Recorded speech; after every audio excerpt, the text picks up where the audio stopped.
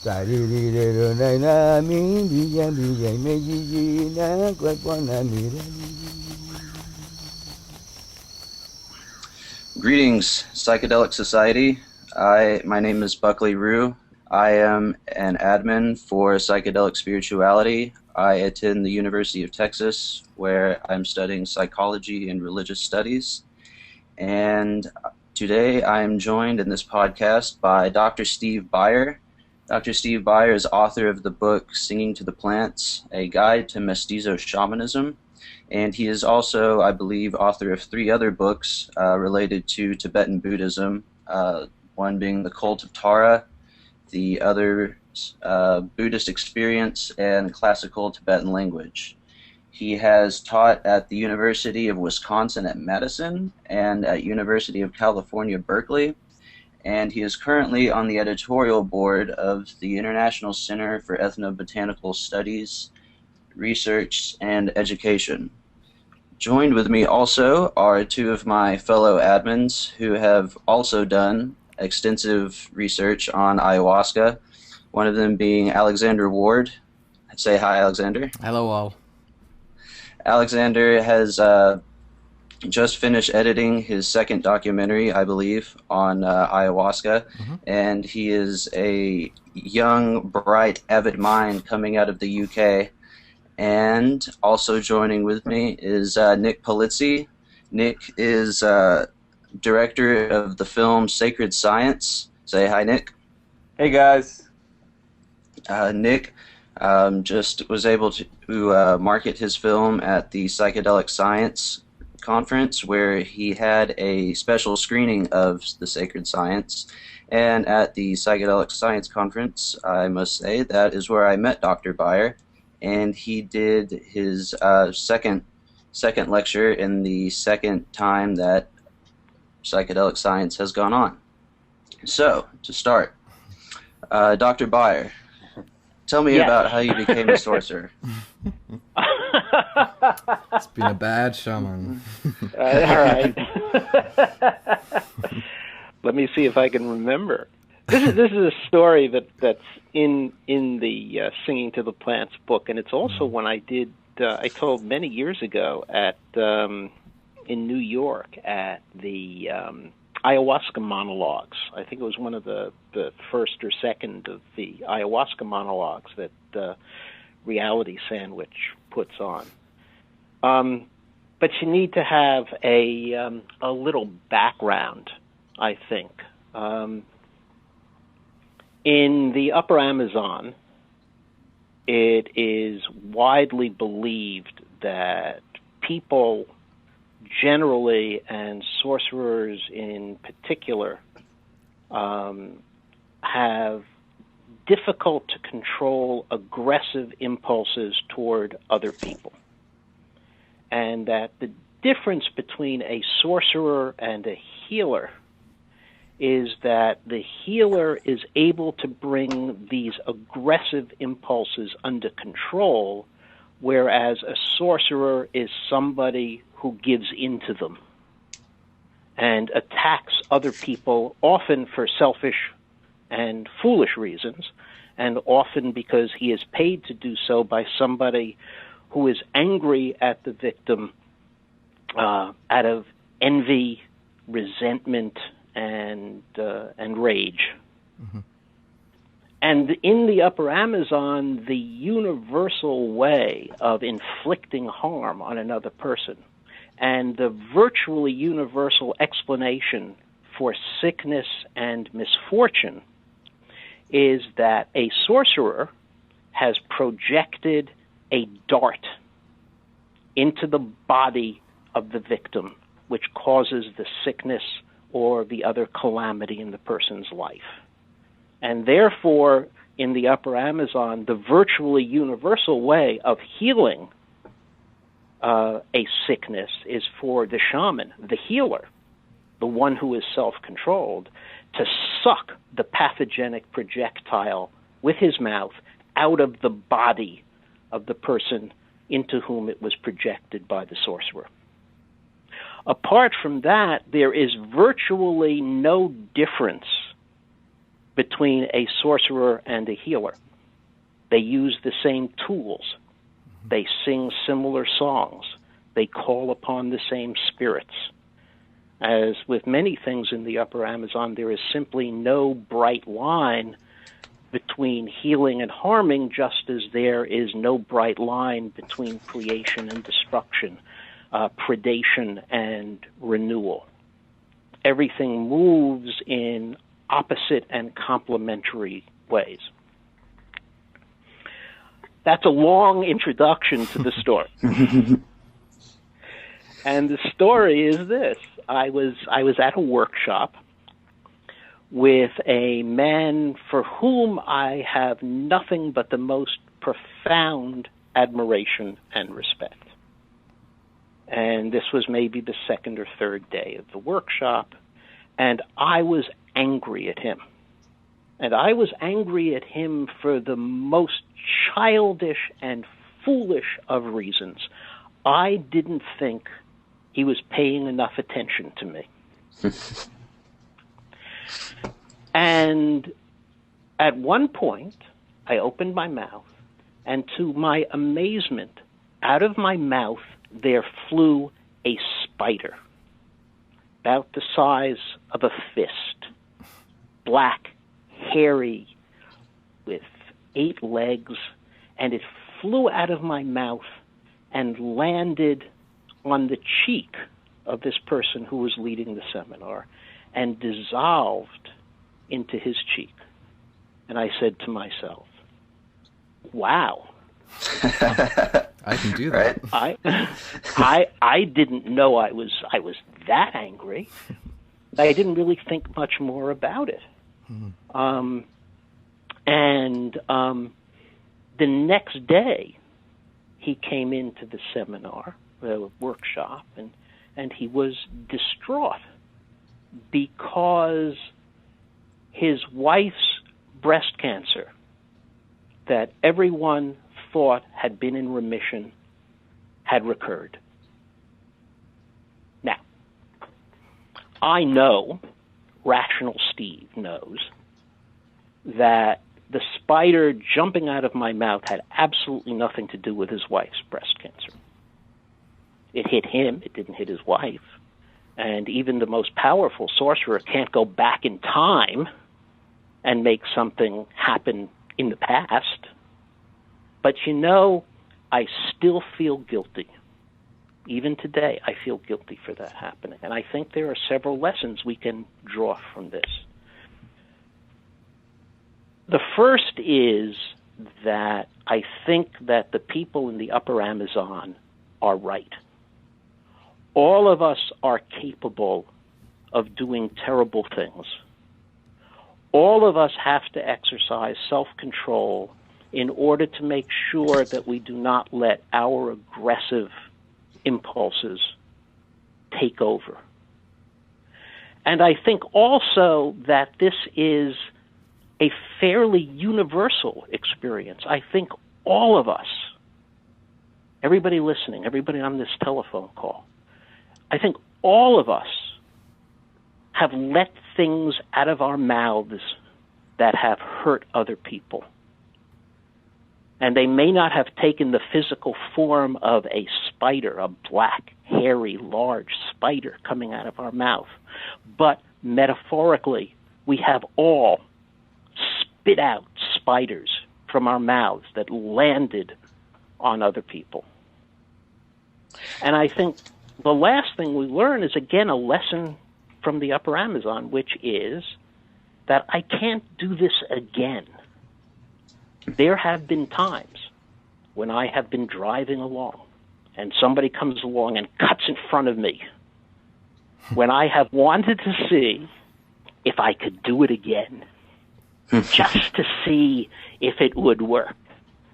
There have been times when I have been tempted to try and project a dart from the end of my arm, as they do in the Upper Amazon, to have it go and strike somebody else. It doesn't have to be a dart. It could be a monkey tooth. It could be a scorpion. It could be a razor blade. And yet I can't, because that would make me into a sorcerer, and I can't do that. It sounds then like you're saying the main difference between a sorcerer and a healer is that they've let their ego sort of get the best of them. I think that's right. Yeah. But there's more to it than that, because we're dealing with a very complex, rich, and tragic culture. The dart is used both for offense and defense. The dart that the shaman has. And when I say dart, that's for traditional term. The word used in Spanish is virote, which is the old Spanish term for a crossbow dart, right. Which is made from spines of the thorny palm trees. Mm-hmm. And the term includes anything that you can project. The darts are kept in the body, in the chest or stomach of the shaman, in a kind of sticky, slimy fluid that is generally called phlegm. Ah, yes, I heard this in your book. And the darts in the phlegm and the phlegm itself are used to protect against darts being shot at the shaman by one of his enemies. And so a shaman, whether a healer or a sorcerer, collects darts and nurtures the darts with tobacco and with ayahuasca. But the darts are, in a sense, often conceived of as autonomous and having a will of their own. Darts want blood. Darts want to taste blood, so that the shaman has within his own body semi-autonomous spiritual as well as physical darts that are constantly urging the shaman to use them aggressively. And there is no bright line, as I said. For example, when a shaman sucks a dart out of the body of the patient, what does he do with it? Most of the time, or at least much of the time, what the shaman will then do is to take that same dart and project it back on the person who sent it. But then that makes them a sorcerer also, though, right? That's right. There is no bright line. There are traditions in the Upper Amazon that it is impossible to heal one person without, in fact, harming somebody else. The Yaga had a story that when a shaman sucks a dart out of the body of the patient and heals the patient with his mouth, he takes the dart and throws it away toward the sun. But when it flies through the air toward the sun, eventually it reaches the ground and goes down under the ground to the land of the people without an anus. And these are people who live underground, and when the dart lands underground, it hurts them. And in revenge, they throw up clods of earth onto the surface of the earth where young children eat them and get sick. Wow. Strange. I read in your book, Steve, that you yourself received one of these shamans. Phlegm, is it called? Yes. I was wondering if you still go through the process of smoking pacho each day to sustain that phlegm. I have been a very bad apprentice. I am ashamed to admit that I have not been nurturing my phlegm with mapacho. I smoke it occasionally, and I smoke it in some ceremonies, but I am not. I think I am a great disappointment to my teacher. Even though he understood that in North America it was hard to do this, I have to confess that I have not been a good apprentice of my teacher. I notice in some of my own ceremonies in North America, they have their own little shamanic bazaars, and the mapachos are highly contested items that people are constantly seeking. It's hard to get mapacho. It's very difficult,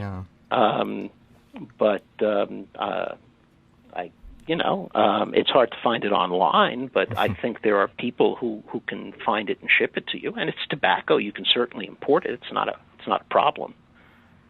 But you're right; it's hard to find the traditional mestizo style white paper wrapped mapacho. So it was. Steve, So I have several baggies full of them, and I use them sparingly because they are hard to get. Yeah, I used all mine up, which I'm deeply sad about. Nick, did you have something you want to say? I just wanted to clarify that.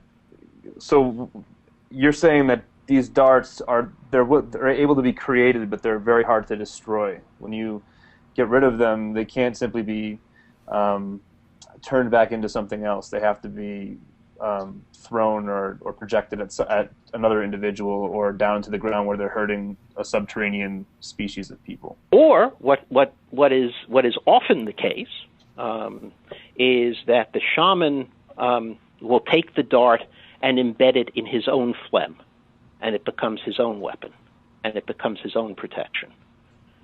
As a matter of fact, there are beliefs in the Upper Amazon that in order to suck out a particular kind of dart, you need to have acquired that kind of dart yourself. So one of the many ways in which there is a network of shamans throughout the Upper Amazon is that shamans like to collect darts from far away, just in case they ever have to suck out a dart from the same people. So if I were collecting darts, the further away the people who have the darts are, the more I want the darts. And I can buy them. I can trade for them. There's kind of this commerce in darts. Interesting. One of the things, again, there are many shamans at any moment in the Upper Amazon may find themselves to be deadly enemies. If I heal, and I am not a shaman, so I don't heal anybody, but if a shaman heals somebody, that is an insult to the sorcerer who sent the dart the shaman sucked out. And from that moment on, that sorcerer may be that shaman's mortal enemy. Yet despite this, there are all sorts of traditions in the Upper Amazon that create this knowledge network among shamans. Among many of the people in the Upper Amazon, the tradition is that in order to become a shaman, you have to study with a shaman in a different tribe. When a shaman is faced with a difficult healing problem, he will often go to a shaman in another tribe and ask for advice, and they may drink ayahuasca together in order to see if they can come up with a solution. There is a trade in shamanic equipment, and especially there is a trade in darts. Wow. It is also handy for a shaman who fails to heal somebody and therefore may be suspected of being himself a sorcerer who wished this person ill secretly, to be able to say, oh, that was a Kandoshi dart, and I have never been able to get any darts from the Kandoshi people, and therefore I couldn't heal him. Sounds like a very dangerous business for these shamans. It is a very dangerous business to be a shaman in the Upper Amazon. Indeed. Shamans are still being killed today. Just related to this issue of sorcery, I know in your book you mentioned the different shamanic practices, one being Blanca Cura, which is pure whiteness for healing, and black for sorcery. But then you mentioned that the worst of all is red magic, and I've never heard anyone talk of red magic practices with shamanism. I was wondering what exactly that is. I'd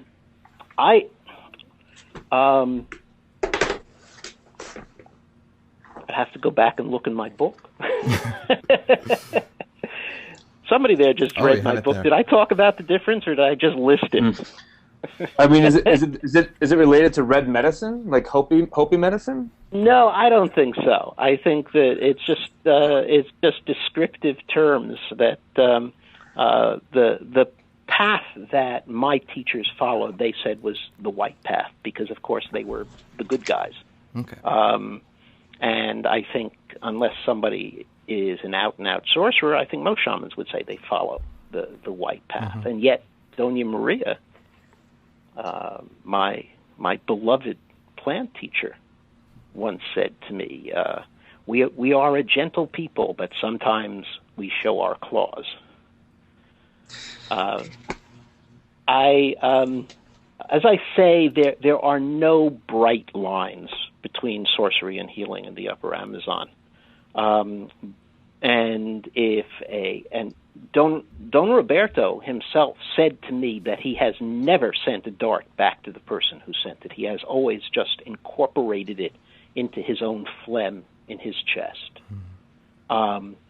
And that I becomes quite a am burden not on him. sure that I believe him. Okay. How much mapacho is required to keep your phlegm, keep a good homeostasis with your phlegm situation?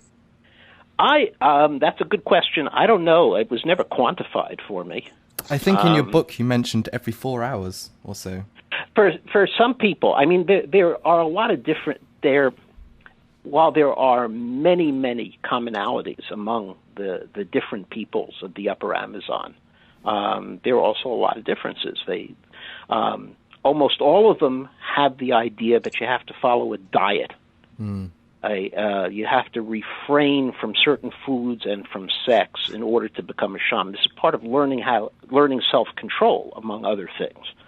But the details of the diet are very different.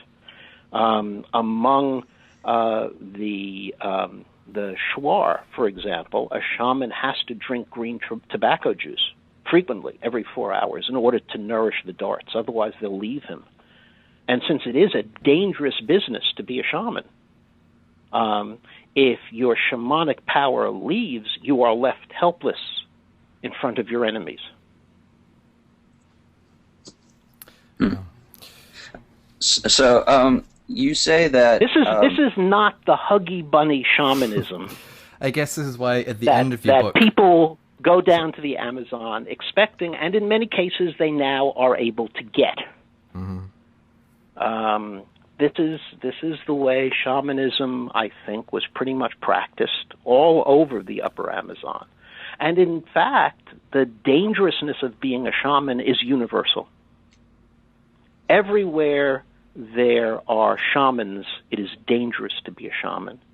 And throughout both North and South America, you have sucking shamans. In North America, among many of the Native American peoples, in North America, there are sucking shamans that, again, suck physical objects out of the bodies of their patients in order to heal them from projectiles that were sent against them by a sorcerer or a wicked shaman.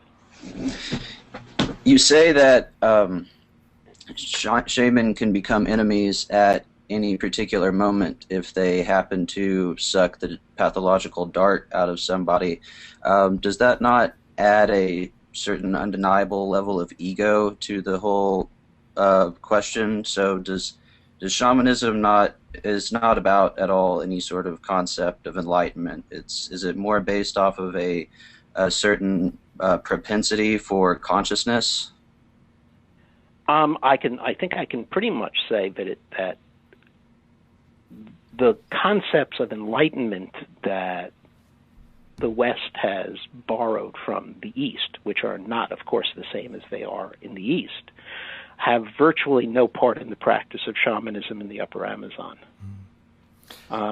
James Hillman, a psychologist, has made a distinction between what he calls spirit and soul, which I think is a very good framework for thinking about this.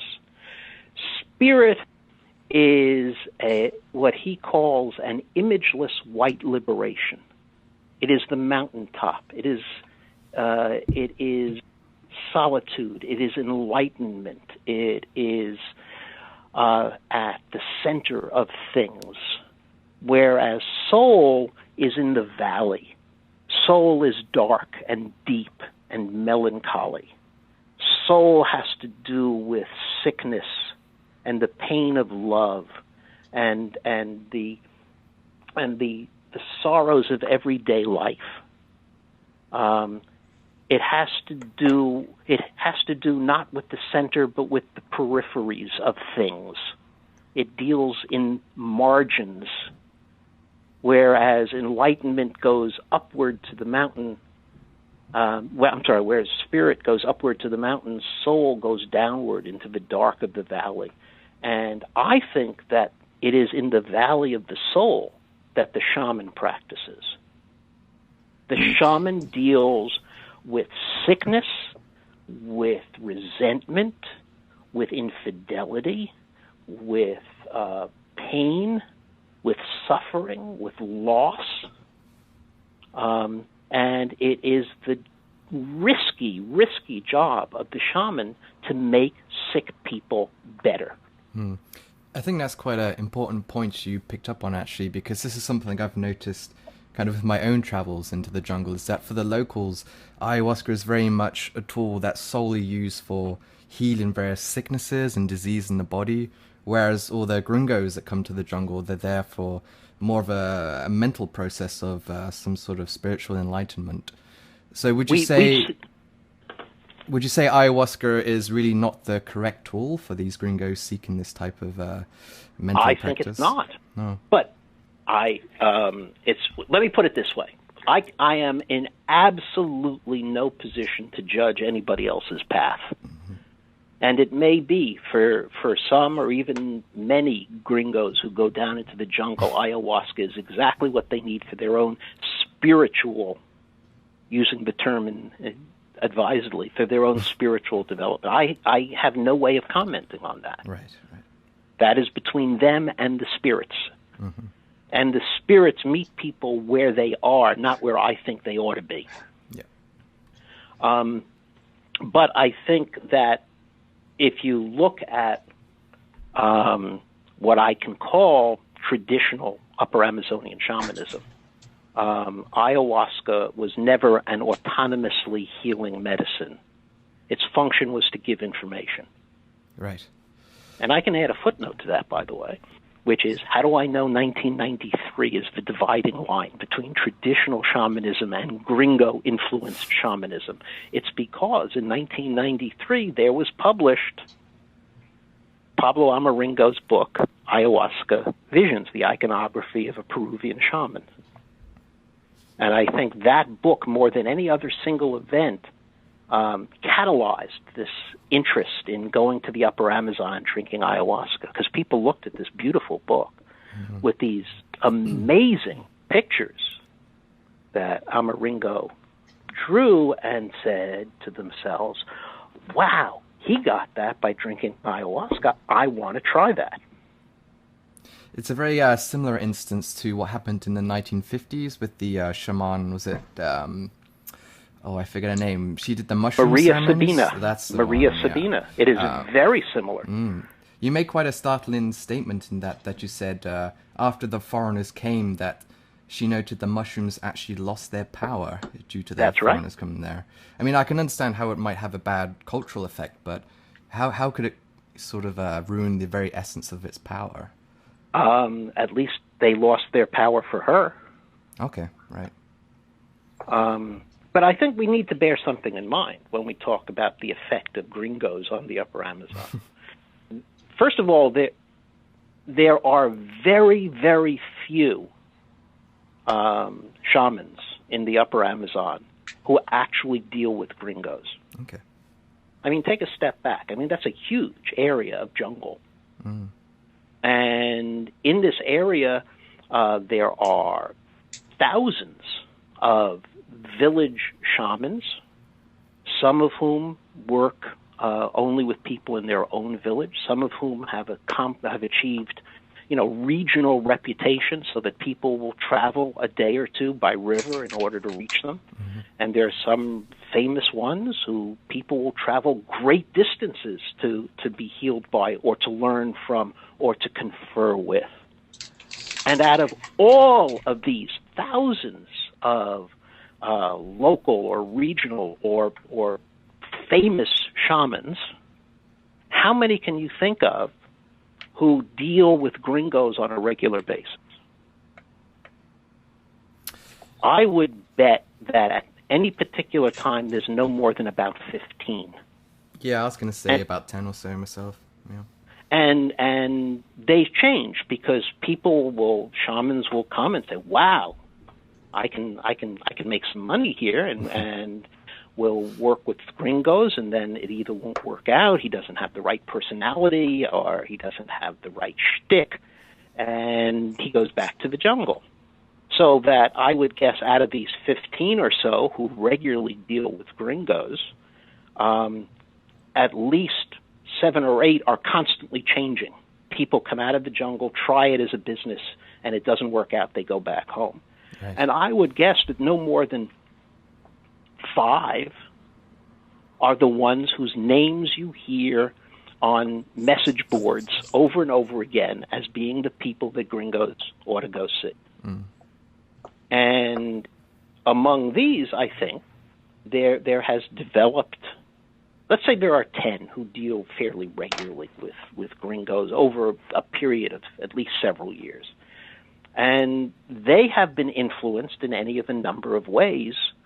Some of them really, really want to convey to gringos their understanding of their own tradition and what it is they do as shamans. And they will pick up the gringo vocabulary that the gringos bring with them as a way of trying to translate for these strange, naive, innocent foreigners something about the depth of their own tradition. Mm-hmm. And there are others who pick this up just as a way of attracting gringos to their business. So, now we've got people in this conversation who have been down there and who have great experience down there, and I am really, really interested in what they have to say about what I'm saying. Yeah. I mean, yeah, I have experienced shaman who might be quite well known on that whole tourist racket. And then experience also with much kind of smaller, kind of lesser known shaman. I know one shaman in particular, which you've mentioned in your book, is Don Lucho. He works at the Capitari. Mm-hmm. And even though he's quite a very well-known shaman, he's just a shaman whose company I enjoy greatly. He's just always so happy and bouncy. And I know that he does give a lot of the proceeds he makes from the ayahuasca tourism and puts it back into the communities around him. And so he seems to be doing a lot of great work through that. I think it's refreshing. So that's one. That's one. Yes. That's one. That's okay. One. I haven't heard anybody speak about the abundance of shamans that are laying low behind the scenes, and I totally agree that in the remote villages that we've visited, there's definitely medicine men there, and they definitely don't look at us like they've ever seen, or they like they tend to cater to gringos. I mean, you go to places where there's just not a lot of foot traffic, or it's off the beaten path, and there's still definitely curanderos and just different types of folk healing happening. I don't know that I've ever sat in a ceremony with somebody who had never seen a gringo before, but I think it'd be interesting. But now that you've mentioned how it's sort of it's half a battle and between good and evil and half a healing ceremony, it kind of seems scary to be kind of venturing off and kind of putting your trust in somebody who you haven't sort of heard good or bad things about. Yeah, I remember in kind of one instance when I kind of really tried to explore into more of the deeper jungle areas and came across a shaman there and really couldn't speak a great deal of Spanish. And just before ceremony with the shaman, I found out that we would be drinking the black vine of ayahuasca, and I kind of heard through various rumors that typically only sorcerers and brujo use the black vine of ayahuasca, and I'm just thinking, who on earth have I got myself involved with in this shamanic ceremony? So how did it work out? It went well. The black vine really kicked my butt, actually, but it was a very good ceremony, and yeah, my fears were totally unfounded. It was very good. But I think it is important to be careful. If I have a blog post on my blog about traveling safety to drink ayahuasca, and I have another blog post with the title "You Can't Call 911 in the Jungle." Which also, lays out what I think ought to be parameters for provisions at ayahuasca retreat centers in the Amazon for, issues of sheer physical safety. Mm-hmm. Like, what happens if somebody tips over one of those little kerosene lamps and his clothes catch on fire and he has a serious burn? Are there provisions there, one, for dealing with that, and two, for an evacuation to definitive care if that's necessary? Have you encountered any situations like that? I haven't, but I have certainly heard stories from people. And I was in communication with one doctor who said she was appalled at the lack of basic safety at one of the retreat centers she went to. And, of course, you've all heard the story of the tragic death of Kyle Nolan. Yeah, that's right. At the Shimbray Retreat Center, where not only was he allowed to wander off into the jungle after he had drunk ayahuasca and turned up dead the next morning, but the shaman then proceeded to bury his body in the jungle and tell his distraught parents that his distraught mother that he had just taken off dragging his suitcase behind him and disappeared. And it was only weeks later that they discovered he had buried the body. Yeah, there's one there's one encounter I went through. It was at a shaman's house in Iquitos town, and it was about 2 or 3 hours into the ceremony when someone sort of taps me on the shoulder and it's like, do you know where your friend so-and-so has gone? Because he's not in the ceremony. And it turned out that he had just got bored and wandered off during the ceremony, and that should really be something that the shaman is really keeping watch on, and it just absolutely right. And it's, if you're staying at a retreat center in the jungle, there are lots of things that can happen. And in fact, the things that people are afraid of happening happen very seldom. I think being bitten by a snake is very rare, unless you're incredibly stupid. But somebody can pick up a machete and start playing around with it and lay open part of his leg. Somebody can get burned on one of those kerosene lamps. During the ceremony, somebody can start aspirating vomit. I mean, there's all kinds of things can go wrong. How many shamanic retreats, how many shamans who deal with gringos, for example, have health questionnaires that people are supposed to fill out honestly? How many shamans in the jungle know how to deal with anaphylactic shock if somebody is allergic to some kind of insect bite? Sure. I've not even come across a place that really checks on the background of people if they're taking certain medications, which we well know can have a very bad effects if taken alongside the ayahuasca. So I think there's a lot that needs to be done. When I put on my anthropology hat, I think watching these two cultures interact is really fascinating. What is also interesting to me is the incredible naivete of people who go down to the jungle, who know nothing about the jungle, which they ought to know, because the jungle is fascinating. It's wonderful. I love the jungle. Because you got started in wilderness surviving, didn't you? Yes, and that was what got me into this whole thing. And the jungle is wonderful, and people are afraid of all of the wrong things. And people want to go to a retreat center where they are insulated from the jungle, where they can pretend. Right. Now, I don't mind showers and toilets. I mean, I hate showers and toilets, but they are insulated from the jungle. They are insulated from the indigenous people. Very, very few of the people who go down there to drink ayahuasca have any interest at all in the struggles, the political and economic struggles of mestizo and indigenous people whose medicine they are taking. Yeah, I think you're right. And they go down there, I think, for the most part, for reasons that are very self-centered.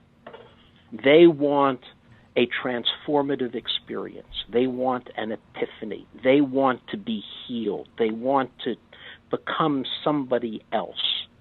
And damn it, they've paid thousands of dollars and they're taking their 2-week vacation and they're going down for a vision, and the shaman better give it to them. And that's not the traditional way at all. No. There was something I wanted to ask you, because we constantly hear time and time again how ayahuasca is this very jealous spirit, and I've never had any personal experience to really suggest that. I was wondering if maybe you had seen something that might show in what way the ayahuasca spirit is a jealous spirit. It is something that I was told over and over again. Okay. I was told, for example, that the plant spirits do not like the smell of menstrual blood, or the smell of semen, or the smell or the sounds of human intercourse. I was told constantly that they were muy celosa, that they were very jealous. And in a way, part of the function of the diet is to show that you are willing to undergo hardship in order to win their love. Okay. That you are worthy of the love of the spirits, and that you are willing to be strong and steadfast and courageous in order to establish a personal relationship with the spirits of the plants, or whatever spirit you are dieting with. And go ahead, I'm sorry. Sorry, yeah, I was just going to, on that note, you often mention how it's often a mutual relationship with the spirits, that you need to give something back. I think that's absolutely right. Right. I think key to understanding a lot of what goes on in the Upper Amazon is the concept that is expressed in Spanish as confianza, which is a relationship of trust and mutuality and responsiveness and relationship with another person. And what causes sickness is when there has been such a breach of a relationship of mutuality that one of the people is driven to hire a sorcerer to inflict harm on the other person in the form of a dart. And this whole idea that there should be this relationship of mutuality extends to the spirits as well. Many people who go and drink ayahuasca or interact with the spirits in any way, on a vision fast, in a dream, think that they can simply use the spirits for their own end.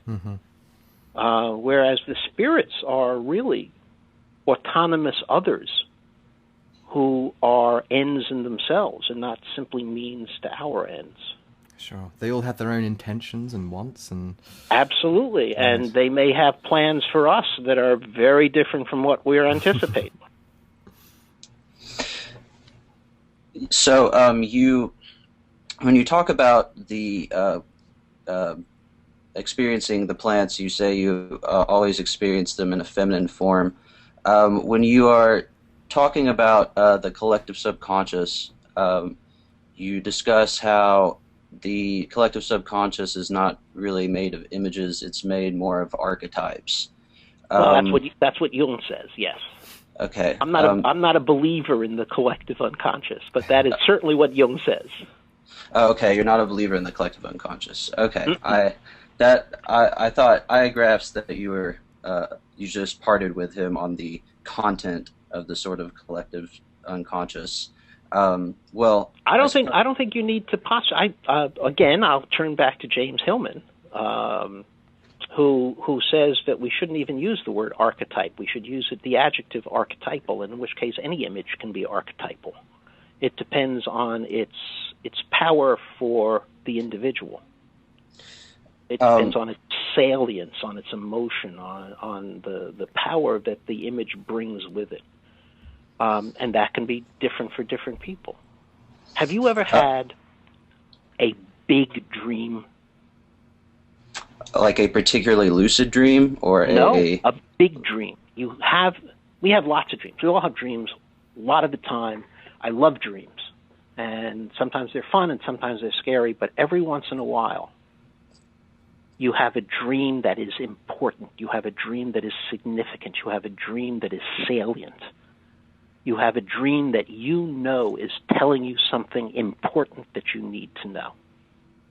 Yes, I've experienced that. And that's what Jung writes about, a lot in the collective subconscious.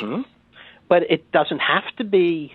I have conceptual problems with the idea of the collective unconscious. I have conceptual problems with the idea of archetypes. How many are there? Can one archetype can apparently have many images, but can one image come from two archetypes? If there's a many-to-many relationship between archetypes and images, how do you ever connect an image to a particular archetype? I think there are all kinds of conceptual difficulties here, which is made much easier by simply saying that anybody can have a big image in a dream or a vision. And what makes it big is not its connection to some hypothetical receptacle in your brain called the collective unconscious. What makes it big is its salience to you, because it's the spirit speaking directly to you about something you really, really need to know. I have changed my job twice because I've had dreams. I've personally really like the idea of the collective subconscious. Jung pulled the basis of that idea from when he was a child. He had a sort of imaginary friend / spirit guide named Philemon, who would impart knowledge to him, and this knowledge that he took from Philemon taught him in the process that there's thoughts that he experiences in his own mind which he does not produce himself, and if it's not coming from his own personal, ego, idealized self, then where would it be coming from? And in psychology and religion, he discusses a particular dream about a person who goes into a church, and he experiences this sort of disembodied voice which imparts a sort of knowledge to him, saying that essentially says, woe unto those who insert religion into all of life's aspects. Religion should not be founded from any sort of ideology. It should be founded from an abundance of life. And this is, again, not something that he himself, consciously produced, but rather emerged from some other place within his mind. I don't doubt that for a minute. I don't doubt for a minute that happened. As a matter of fact, I think there are a whole range of human experiences that have tended to be marginalized and pathologized by mainstream psychology, which have a number of features in common with what you just described. They seem to be taking place in a three-dimensional, explorable space. They have the presence and power of immediate reality. They are interactive, they are present, they are real, and often entail interaction with apparently autonomous others, like Philemon. Mm-hmm. And we find these in Jung's active imagination, in lucid dreams, in out-of-body experiences, in apparitions. It is a fairly normal part of the grieving process for many people, even though they don't like to talk about it because they've been taught that only crazy people do this, to have a vision of the loved one who has died. There are false awakenings. There is a whole range. There are shamanic journeys. There are DMT experiences. There are any number of human experiences which are very much like the one you just described involving Jung and Philemon. In a way, you could even say that Tibetan meditation, Tibetan visualization, the eidetic construction of a house filled with deities in the space before you, and then you enter and you occupy the central throne in the middle of this house of deities, is the same kind of experience. It is interactive, it is real, it is present, it takes place in a form of three-dimensional explorable space, and it has to do with apparently autonomous others. So there are all of these human experiences, and now I put on my psychology hat and I say, wow, what is it that ties all of these experiences together? What does the ayahuasca experience have in common with active imagination, lucid dreaming, with apparitions, with shamanic journeying, with out-of-body experiences? And I think that is a fascinating question. Yeah, then I put on my philosopher hat, and I say, whoa, does this somehow undercut the kind of assumptions we make about the nature of reality? Have you seen some of these channelers or mediums, as they might be known? I think quite a well-known figure in this circle being someone named Bashar, where they seemingly channel the words of inorganic beings. Do you have an opinion on what this is? Is it? I have never seen that. I've I've certainly read about channelers, Okay. and they're fascinating.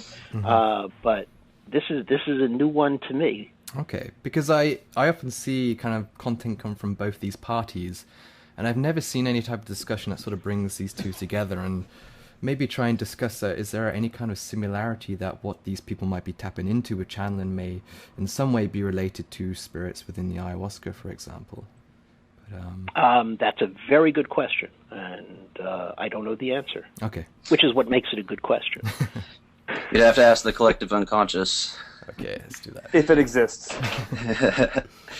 You mentioned going back to what psychedelics have to offer other spiritual practices. You've done extensive work in Tibetan Buddhism. You're probably no doubt aware of Sam Harris. Sam Harris is one of the leading minds behind this new atheism philosophy, which is based purely around the materialistic scientific endeavor. But Sam Harris is particularly famous for his attempt at trying to reconcile his experiences with psychedelics and his experiences in India with Vedanta, for example. And this brought him to untrammeled atheism, and I wonder what you think about that, and how do you think he found himself in that sort of situation? I think, first of all, we have to sort of disentangle the term atheism, because to me, the term atheism simply means that an atheist is not a theist. And theism is the claim that there exists some X such that X is omnipotent, omniscient, benevolent, has many of the characteristics of a person, that is, wills and desires and gets angry, who created the universe, and who from time to time interferes in the course of history or of individual human lives.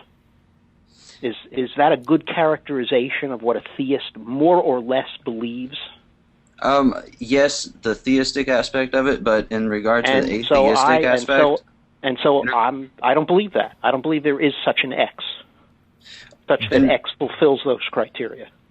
And my question, though, is that, like, Sam Harris, for example, is not so much that he's not theistic, but his philosophy, more or less, has removed all of the mystery out of life, and it pursues nothing more than materialism and states of consciousness which do not, which are completely held within the ordinary. Well, let me put it this way, if I can. It seems to me that we have inherited a European belief. I wouldn't even call it a belief. I would call it a heuristic, that whatever we come across in the universe, we ought to put in one of two buckets. One bucket is labeled real, and the other bucket is named imaginary or unreal. So we go around and we look at everything in the universe and we put this one into the real bucket and we put that one into the unreal bucket. Sometimes what a scientist will do is we'll take something from the unreal bucket and say, oh, I can correlate this with certain events that are happening in the human brain, and then he puts it into the real bucket. But the assumption is that there are two buckets, and everything in the universe fits into one of those two buckets, labeled real or unreal. And nothing in between. And it seems to me from your description, I'm not really familiar with Sam Harris, he's doing something like that. But then I wonder, maybe there are three buckets. Maybe there is a real bucket and an unreal bucket, and a bucket that we could label something like imaginal. Maybe there are 20 buckets. Maybe there are no buckets at all. I must just say... Sorry, no, go ahead. And it seems to me, I tend to believe that there are no buckets at all.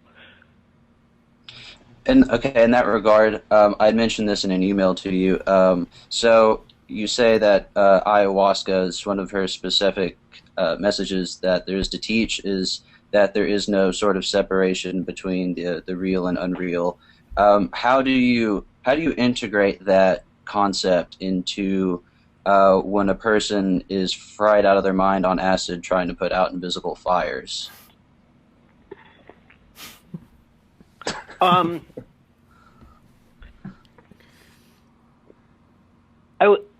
Acid is a problem because,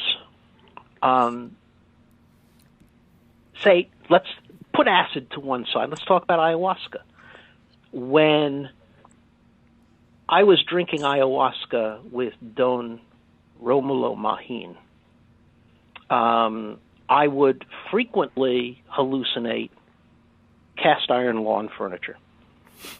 I don't know why, but he had this clear... I lived with him in his little tambo way out in the jungle, and he had this cleared area in front of his hut. And when the ayahuasca was kicking in, not only would this cleared area turn into a detailed, patterned Persian carpet, but on this carpet scattered over this area would be black cast iron lawn furniture. So I suppose that's the equivalent of putting out invisible fires, because I don't know whether anybody else could see this cast iron lawn furniture. I was the only gringo there. Whether Don Romulo could see them or not, I don't know. And they were real. As I moved around them, as I staggered around them, trying to reach the end so I could vomit, they would change shape according to perspective, and they were as real as anything.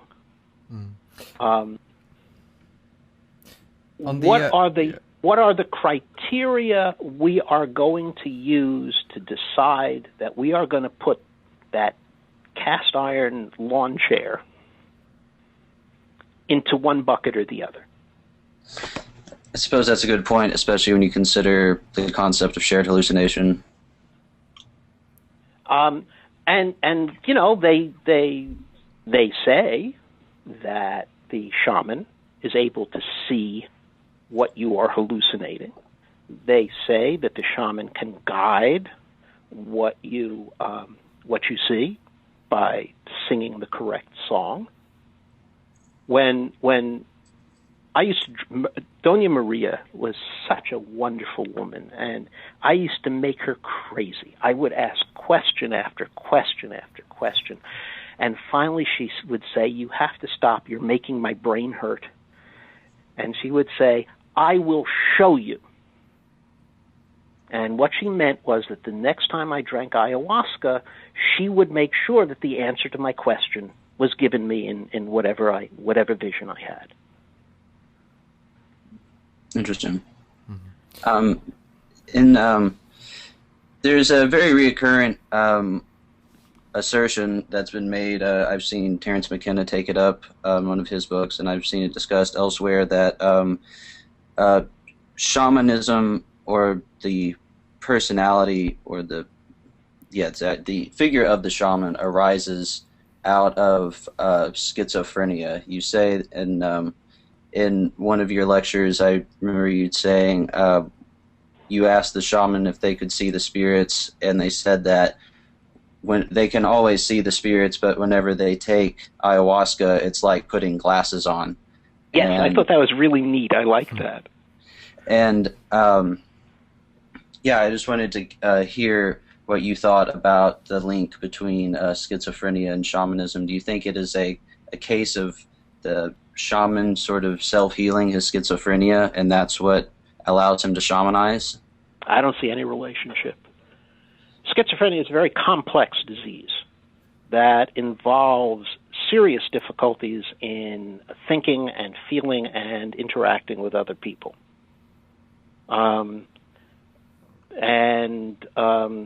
There are certainly degrees of schizophrenia, but it seems to me that schizophrenia is a condition that is in large measure inconsistent with the kinds of skills that a shaman has.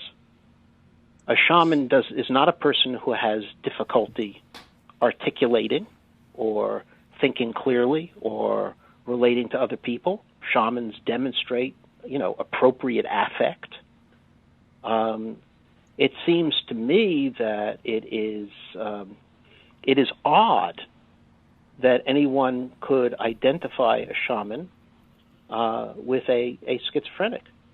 If there is anything that characterizes shamans, and Reichel Domotoff said this first, and I think it's absolutely right, is that the shamans have tremendous curiosity about the natural world. The shamans are filled with curiosity about plants and animals and stars and trees. They are often very smart. They certainly are able to relate to other people, or they would be failures as shamans, because I would guess that 90% of being a shaman is relating to other people. I just don't see it. Okay. Go ahead.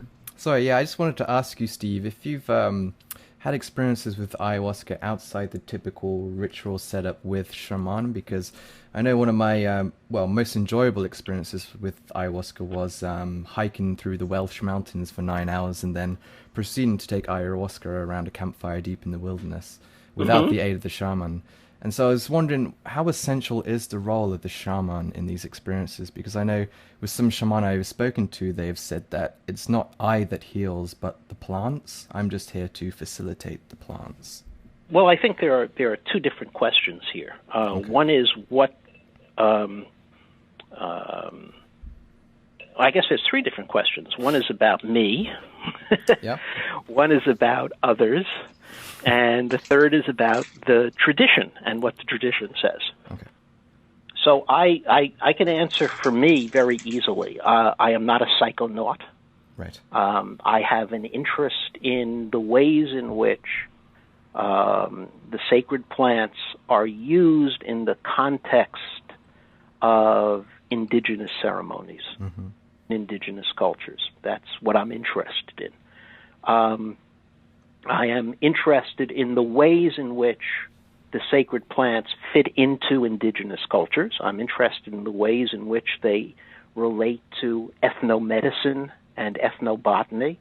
And I am interested in the ways in which the use of the sacred plants helps indigenous people be in right relationship with each other and with the spirits that make up part of their universe. Mm-hmm. Yeah, that does seem to be a big focus in your book, and how gringos often overlook the impact for the local communities. Now, as far as other people are concerned, once again, I am in absolutely no position to tell anybody else what they ought to do. Mm-hmm. I am in no position to say that somebody ought to use a shaman or somebody ought not to use a shaman, or they can or they can't. I don't know. You're asking the wrong guy. If you're interested in using ayahuasca by yourself in the middle of the wilderness, then sit down quietly someplace, offer some tobacco, and ask the spirits, because they'll tell you, and I certainly can't. But what I can tell you is what I was told is part of the tradition. Mm-hmm. And I was told that it is important to have a shaman there basically for two reasons. One is that the shaman, through his singing, is able to control and help with the visions that the patient is having. Yes. Through singing, the shaman can direct the visions toward an answer to the question that the patient is asking. Mm-hmm. And the second function of the shaman is to protect the people who are drinking ayahuasca. When you are drinking ayahuasca, you become vulnerable to the attacks of the envious, the resentful, and the angry. Mm-hmm. And it is one of the functions of a shaman, again, through his singing, to protect everybody who's there. Remember that traditionally, that is before about 1993, the function of ayahuasca was to give information. It gave the shaman information about where these darts were located in the body. They might appear as little glowing dots so that the shaman would know where to suck. They would give the shaman information about who had sent those darts, because he might see in his vision the laughing, mocking face of the sorcerer who had sent the darts. And he would say, "Aha, Don Carlo, you have crossed me once again." And people came traditionally, and still do in most of the Amazon, to get information. They want to find, they lost something and they want to find out where it is. Right. They want to know who's sleeping with their wife. They want to know why their business is failing. They want to know where there is game, where they go, where they can hunt successfully. One of their cousin went to the big city 3 months ago, and they haven't heard from him since, and they want to know if he's okay. You mentioned those are the questions people come with. You mentioned, and it's in order to make sure their visions answer those questions that the shaman sings. Right. Okay. Go ahead, Alex. Sorry. Sorry to keep interrupting. It's just a point related to that you mentioned in your book how shaman do this thing called transcorporating. Am I using the right word for that? And that's where they leave their body in order to search for various things. Yes. And you had experience of seeing that yourself, I think. I did. It was fascinating. I didn't know what it was when it happened. I only learned later, but it was weird. It was Don Antonio Barrera, a young guy. Mm-hmm. And during the ceremony, he got bigger and darker. Became this big, dark presence. And his voice changed. It became very deep and low. And he appeared bigger. I was later told one of the things that shamans do when they transcorporate is to hold their glowing mapacho cigarette up higher so it looks like they're taller. Okay. But anyway, yes, I did. And I think transcorporation is fascinating. Mm. And the relationship between possession and shamanism is one that has been discussed a lot in the literature, with some people claiming that possession and shamanizing are two entirely different things. But as a general rule in the Upper Amazon, and I would be really interested if somebody has different information, let me give you an analogy, which is your mother-in-law. You can go visit your mother-in-law.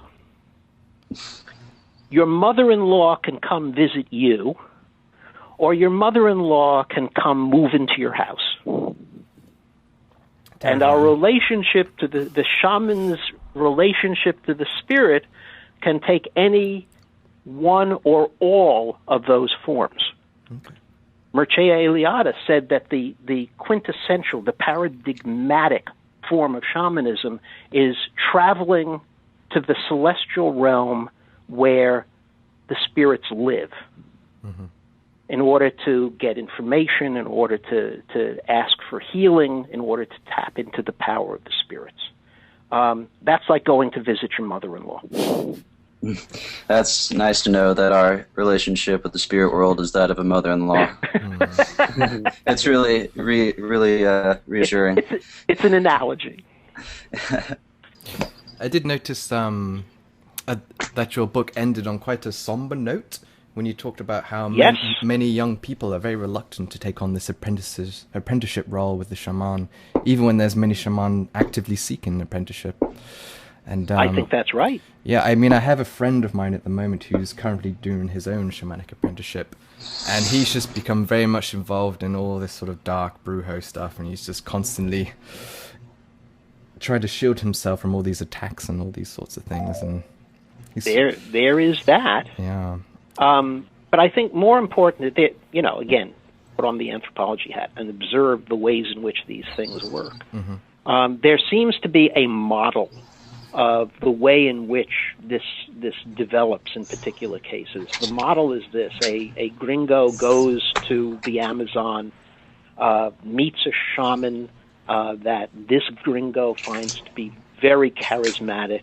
He has wonderful experiences with ayahuasca, and he says, wow, I have found my life's work.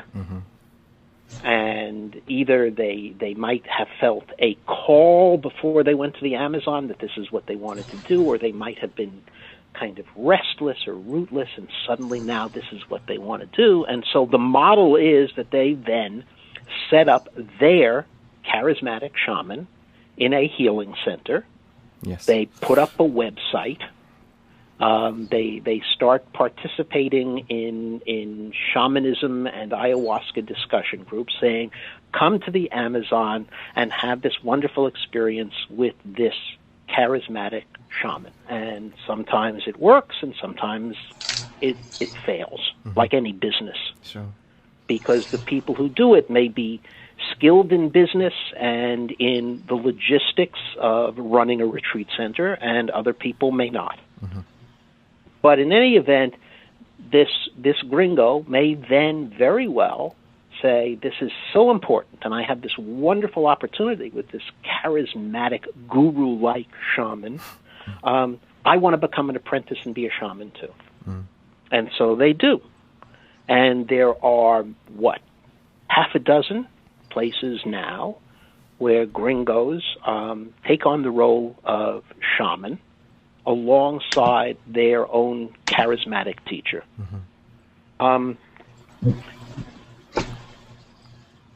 Who do they heal? In almost every case, it is predominantly gringos. So what we are missing are not people who are willing to take over active healing businesses that serve the gringo market. What we are missing are the apprentices who will be shamans out in the villages. Right. Remember we talked before about shamans who work in their village or may have a regional reputation so that people will travel for a day or two by canoe in order to come see them, or famous shamans where people will travel great distances to be their apprentices in the past. And those are the apprentices that are not showing up. Yeah, I know. I stayed with a shamanic family quite deep in the jungle. And the original shaman was called Don Juanito, who died about 17 years ago. And now his wife, who is about almost 89 years old, I think, she's taken over the shamanic work. And what's disheartening is that none of the children are really taking up the practices at all. And so I think that's right. There's no incentive. No. Why should they? Yeah, they've first of all, it's really hard to tell an adolescent that he has to go for long periods without sex. And there are other things beckoning. The cities beckon. Yeah. There is westernized work available. It is certainly possible to find work in the extractive industries that are springing up all over the Amazon. It's certainly tempting to go and get a higher education and get Western type work. And as I point out in my book, if you want magical power, you don't have to become a shaman. You can read a grimoire. You can read a book of magic spells and have exactly the same effect. Interesting.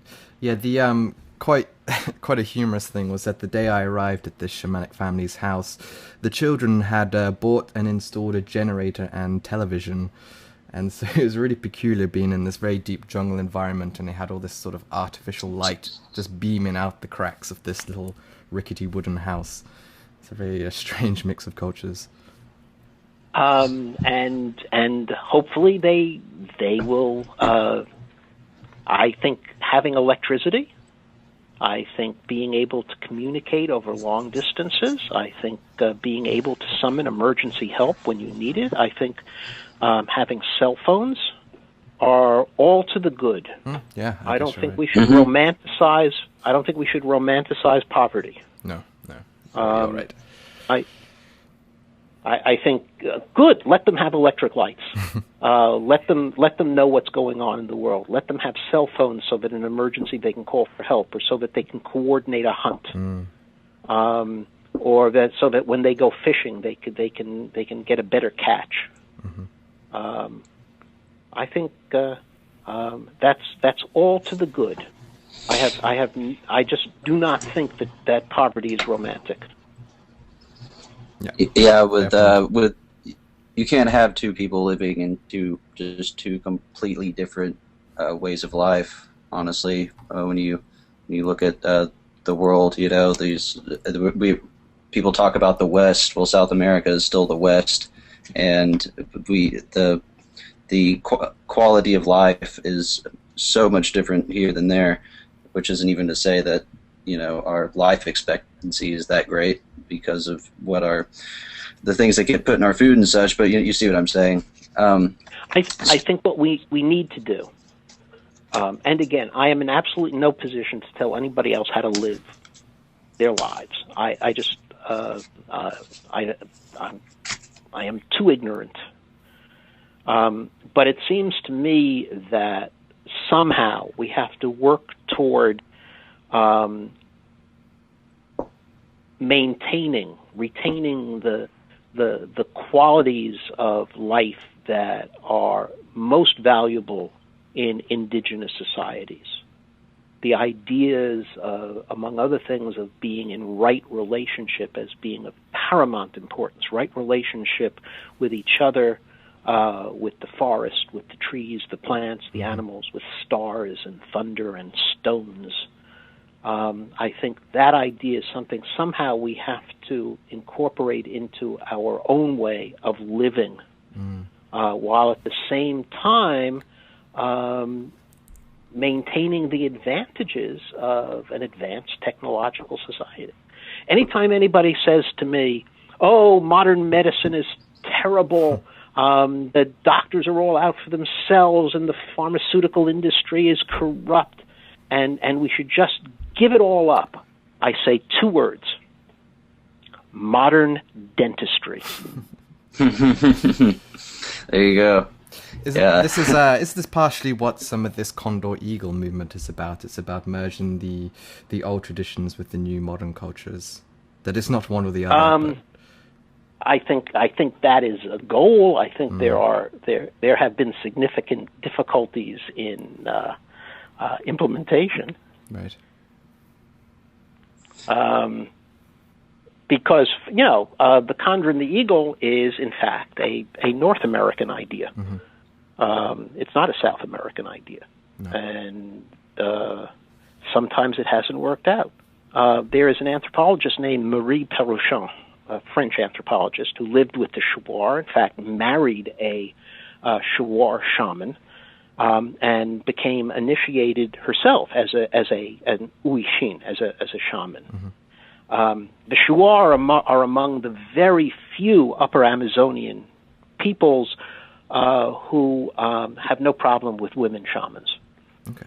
And she attended one of these Condor Eagle meetings where one of the meetings of the Native American Church came down to her area in the jungle in order to have a joint ceremony where they would do ayahuasca, they would do peyote, and this was in fact sponsored by an association of Shuar shamans who invited them down for this. And it did not work out well because the road chief found out that Marie Perruchon was having her period. And among the Shuar, this was not an issue. But to the Native American Church road chief, it was an issue. She was, and he would not let her into the ceremony. It created very bad feelings. So I think this is a good idea. I think there's a ways to go before it's going to be implemented. And I think I'm a very micro kind of guy. I don't believe in big solutions. No. I don't like grand narratives. I like that decisions that are made that affect my life be made at the lowest possible level, which means initially me. So in the same way, I think that we all have to model the ways in which we think people ought to live, which means that we need to try to be in right relationship. We need to use what we can of modern technology for the purpose of being in right relationship with other people, and to value it for that, and to have modern dentistry. I'm 70 years old, and I have all my own teeth. 50 years ago, I would have false teeth. I would probably be dead. It is amazing that now at 70 years old, I am fit, I am hopefully healthy, and I think that is much better than living in a culture where life expectancy is much lower. Yeah, absolutely. So somehow we have to, and I think primarily beginning on a personal level, we have to somehow work out a path that works for us, that maintains the values that we are able to find in indigenous cultures that we admire, while recognizing at the same time that there are features of indigenous cultures that we do not necessarily want to emulate. The Hibaroan people, which means the Shuar, the Achuar, the Aguaruna, have all been traditionally ayahuasca drinking people, and yet they have been traditionally headhunters. I did notice in your book, when you talk a lot about the details of shamanism in the Upper Amazon, you very often relate it to many different shamanic cultures around the world, and it sounds like you have quite a great in-depth knowledge of many different shamanic cultures. So I'm just wondering, have you actually had any personal work with different shamanic cultures? I'm trying to articulate this. We use the term shamanism, and people object to that. Many native North Americans object to the use of the term shaman to describe their medicine men, saying that this is an attempt to impose a foreign concept on their tradition and thereby appropriate it, take it away from them in some way by just making it the same as some kind of new age fuzzy idea. So when we look at shamanism around the world, we've got two things going on. One is that there are undeniable similarities when you look at healers, practitioners in the transpolar regions, in Siberia, in Alaska, in Greenland, and practices in Korea, in Thailand, in the Amazon, in North America, there are undeniable similarities in these practices. While each tradition has its own unique features, there are tremendous similarities between healing practices in North America among indigenous people and healing practices in South America among indigenous people. The central sacrality of tobacco, for example, is the same. The existence of sucking shamans is the same. But there are differences. For example, the sweat is very widespread all over North America. And if you're going to characterize North America indigenous culture, you have to include the sweat as well as tobacco as one of the features. It's tremendously widespread and doesn't happen in South America. So, one of the fascinating things about the subject is both what they have in common and how they differ. And I have been interested in the book that I wrote. I was more interested in their similarities, because what I wanted to do was to take this obscure form of healing, this unique healing culture in the Upper Amazon, and place it into a broader global context. So what was of interest to me was primarily the ways in which they were similar, the use of drama. You do mention in your book that it's very much a performance art, shamanism.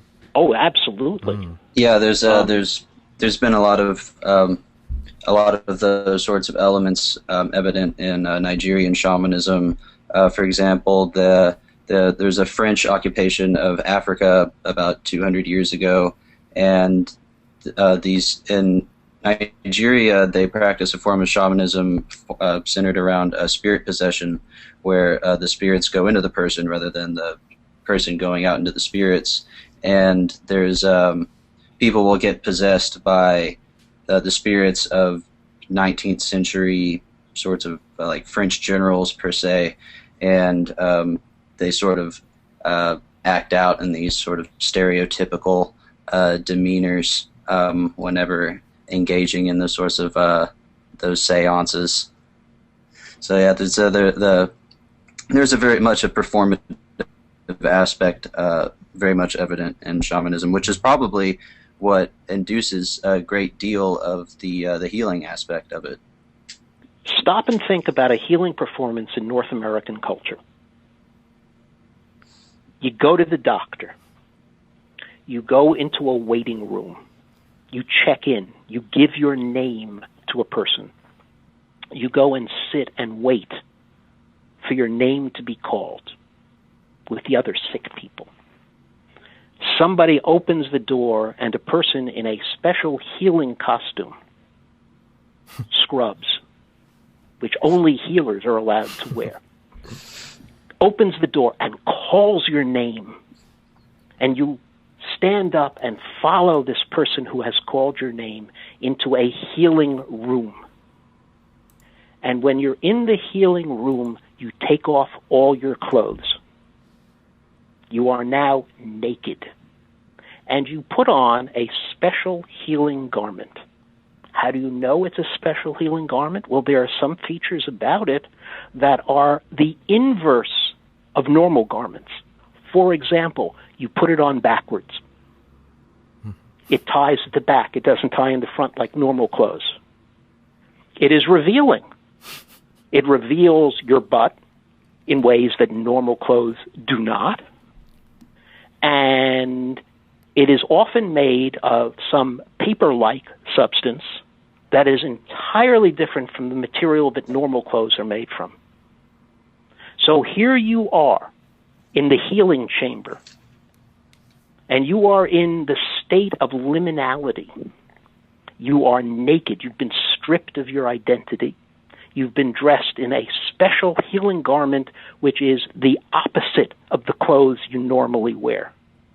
And you wait there for the healer, who knocks on the door and comes in wearing a special healing garment, a white coat or a gray coat. Anyway, it is an instantly identifiable healing garment that only the healers wear and you don't. And then the healer asks you intimate questions and touches you in places where normally nobody except your most intimate acquaintances touch you, and about which you only speak with your most intimate acquaintances, and sometimes invades your bodily space. If this isn't a performance, I don't know what is.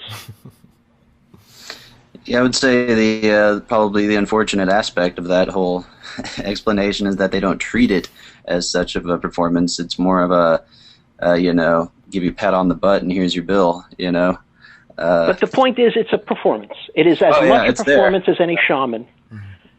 And it is supposed to convey to the patient, just like the shaman does, that the healer has power and mastery and skill.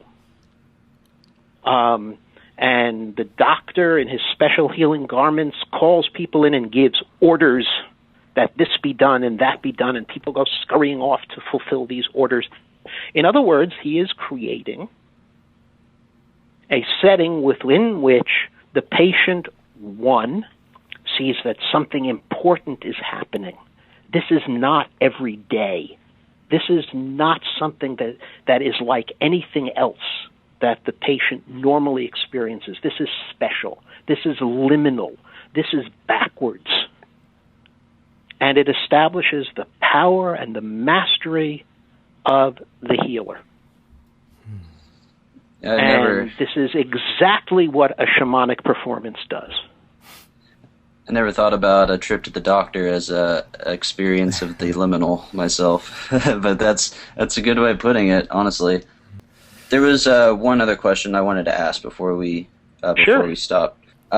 What would you say that psychedelics have to offer in the pursuit of phenomenology and of the spiritual path? Those are two very different questions. Let me dispose of the second one, which is I have no idea what use any particular person can or would make of psychedelics on that person's own spiritual path. I am not a healer. I don't know what the spirits have in store for that person. My ignorance is vast, and I have absolutely no idea what role psychedelics may play in any other person's personal spiritual path. And now I've forgotten the first part. What was the first one? What do psychedelics have to offer to the pursuit of phenomenology? Yes. I think they have a great role to play. I think that the way Sasha Shulgin described it is very accurate. I think that these are ways of trying to figure out how the human mind works. I think that's ultimately one of the goals of experimentation with psychedelics. Another goal being to explore their therapeutic use. But he was very interested in making small changes to molecules and then trying to gauge what difference that made in the phenomenology and the experience following ingestion of that altered molecule. I think that psychedelics have and will continue to have a great role to play in psychology especially in cognitive psychology. I think studying the ways in which psychedelics alter cognitive processes is just as important as exploring the ways in which brain trauma alters cognitive processes. And I think those are two very fruitful paths for uncovering the way in which the brain and the mind work. Very good. Well, thank you very much for your time. I really appreciate this. Sure, I enjoyed it. It was a great conversation. It's been a pleasure listening to you, and I just finished your there's book the this bell. morning in preparation for this, and yeah, I mean, your book's often been called, I think, the best book on Aya yet, and I can certainly see why. And anyone listening thank you. that's not That's very checked it out, kind. it's definitely a must-read for anyone on this shamanic path. And well, you should certainly say that during the program. Send people out in a shopping frenzy in order to buy my book. I got it on the Kindle because I could not wait for delivery. Ah, okay. Is there We'll anything? give links to it. Is there anything yourself you'd like our listeners to know about, Steve? No, not really. They should of course rush out immediately and order my book. It is Singing to the Plants, a guide to mestizo shamanism in the Upper Amazon. If they are interested, they should visit my website and my blog, which is at www.singingtotheplants.com. And they should feel free to get in touch with me on Facebook. I have a personal page, Steve Beyer, and I have a page for the book and for talking about pretty much anything having to do with psychedelics or the Amazon or psychology, called Singing to the Plants. And they should feel free to join in and contribute links and videos and photos and join in conversations, because I really enjoy that. Great stuff. Awesome. Well, thank you very much for your time. Thank you, Steve. Sure, I had a great time. Sorry for the connection problems, and sorry to lose Dick. He can't be here for the ended. That's radio. That's fine. Well, all right. So long. Been a Goodbye. pleasure, Steve. Bye-bye. This has been Steve Beyer, Alexander Ward, and Nick Polizzi, and I'm Buckley Rue. Thank you very much.